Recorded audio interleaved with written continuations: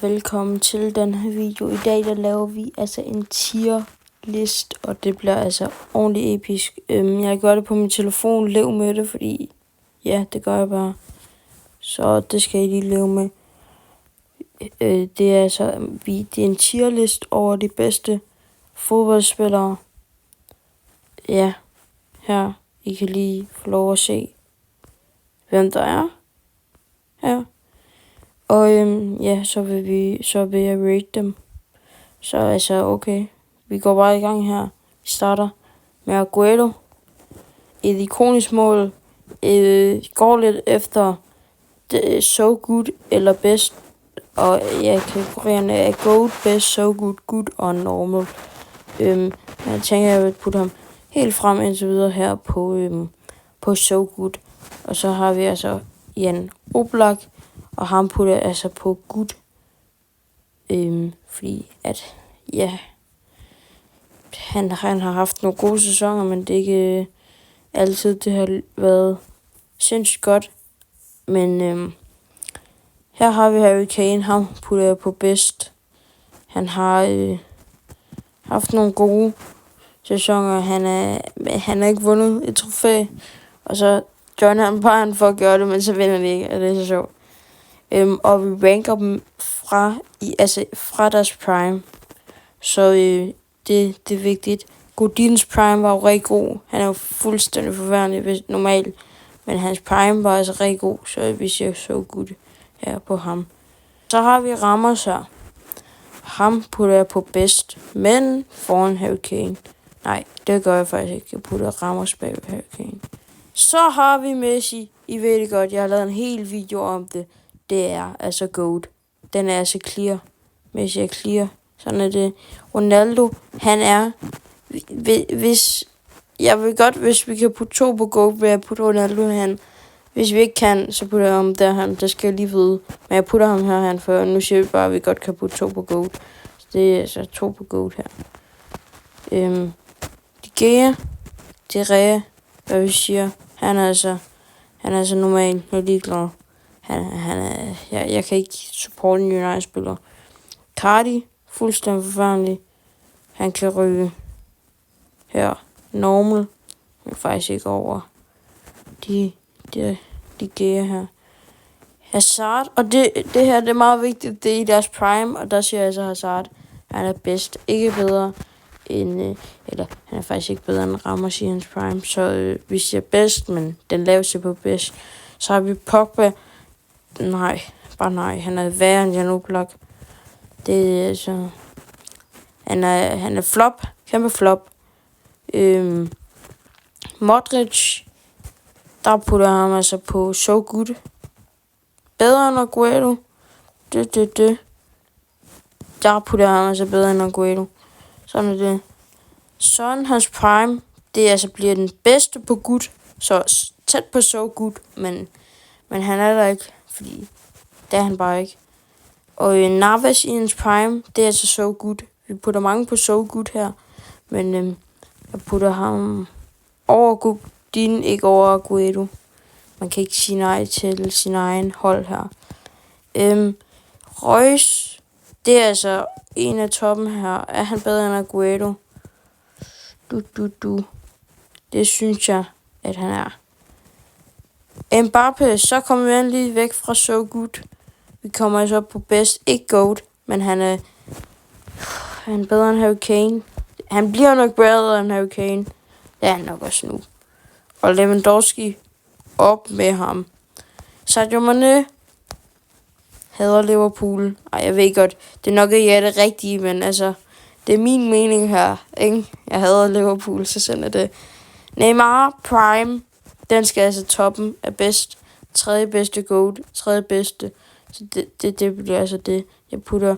Van Dijk over Mane, men jeg hader ham også, så har jeg ikke. Varane, kan jeg komme på prime. Det er svært. Er han bedre end Son?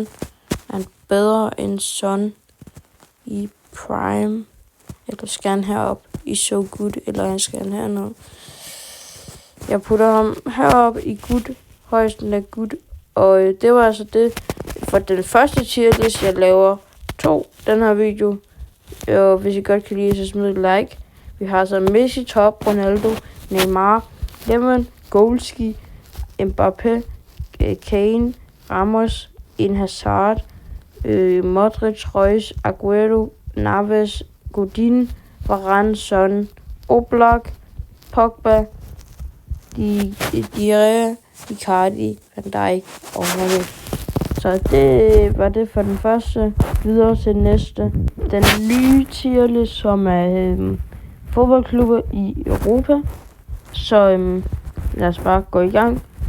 Vi starter med, eller I kan lige se dem her. Alle dem her.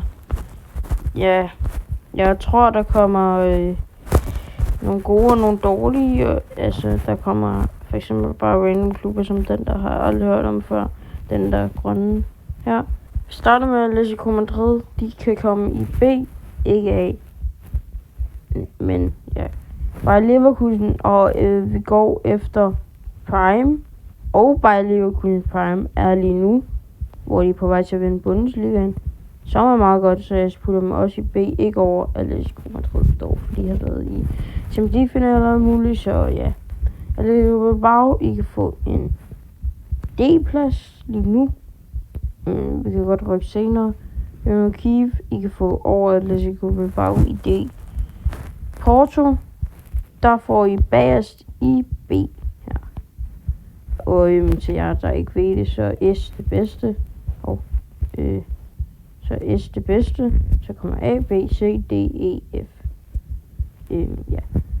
Og Shakhtar Donetsk, I får altså en C-tier, fordi at det er, ja, I C, sådan det.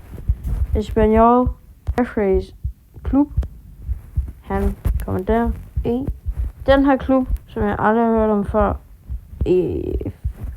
PAOK, det bliver bagerst i D.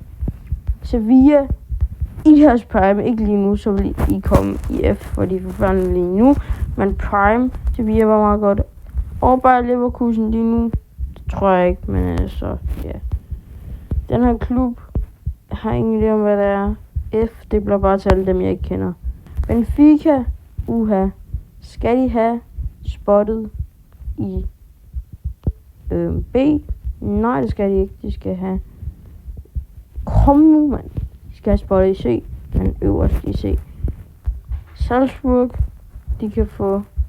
De er ikke bedre end Benfica, men bedre end Shakhtar Donetsk. Ja, det er de. Lyon, ikke lige nu, der er de... Jeg ved ikke, de er ikke så gode lige nu. Men i Prime, ikke bedre end Benfica her. PSG, boom! A. Første A, vi har fået. Arsenal, de kommer over Atletico Madrid, men altså ikke for en A. Chelsea, kommer de over Arsenal? De kommer ikke op på A, men de kommer nok ikke. Jo, det gør de. Barcelona over PSG, det er et godt spørgsmål. Prime med Messi og sådan noget, der kommer helt klart herop. Real Madrid, S? Nej, fordi det er jo også Prime, så der putter jeg altså også, nu kommer jeg lige til at tænke på, hvor god Messi, altså 2009. Barcelona var sådan der, jeg vil faktisk sige, de er bedre end Real Madrid. Det er ikke godt, det er kontroversielt, men sådan er det. Men altså, kan det lade være. Nå, anyways, Villarreal, de kan ryge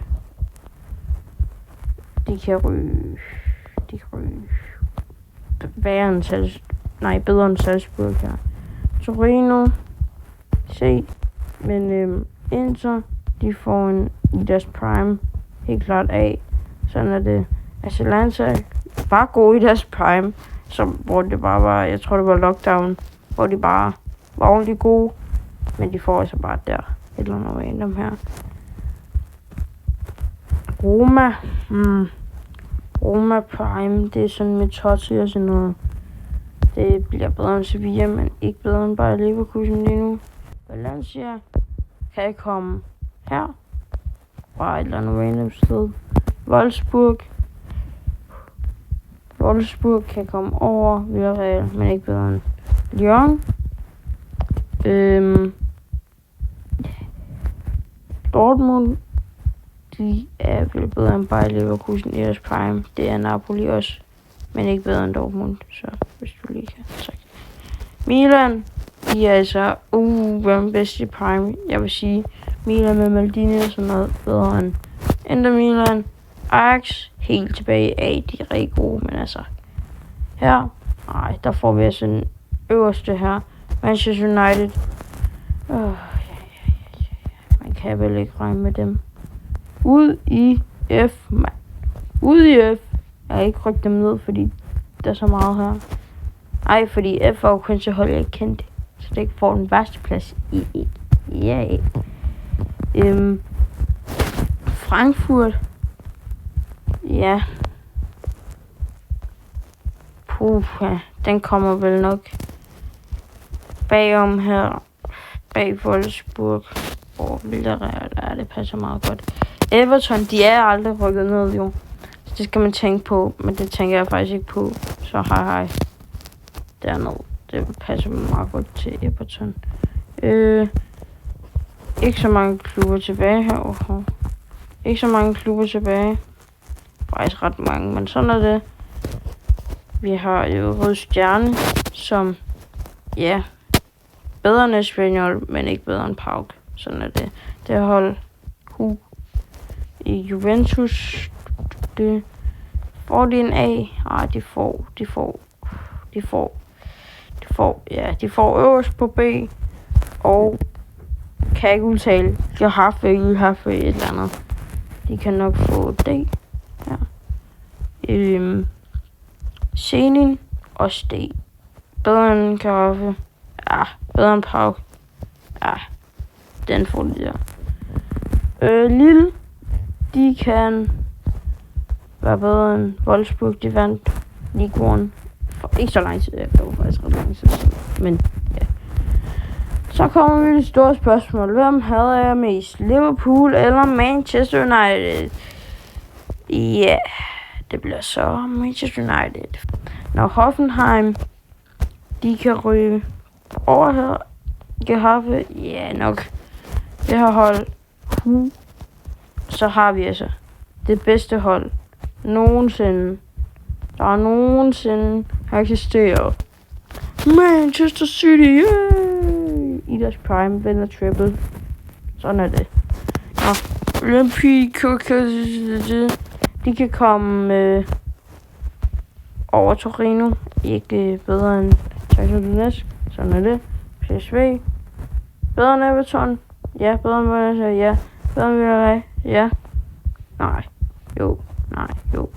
Nej. Hvor sådan der. Ved du hvad, jeg ændrer lige dem her. Godt. Leipzig. De kan ryge over her. Bedre end Lille. I don't know. Sporting. Det er vel heroppe af ikke bedre. Slet ikke bedre end Benfica. For Benfica har vundet så mange gange. Og jeg kender Victoria Pilsen.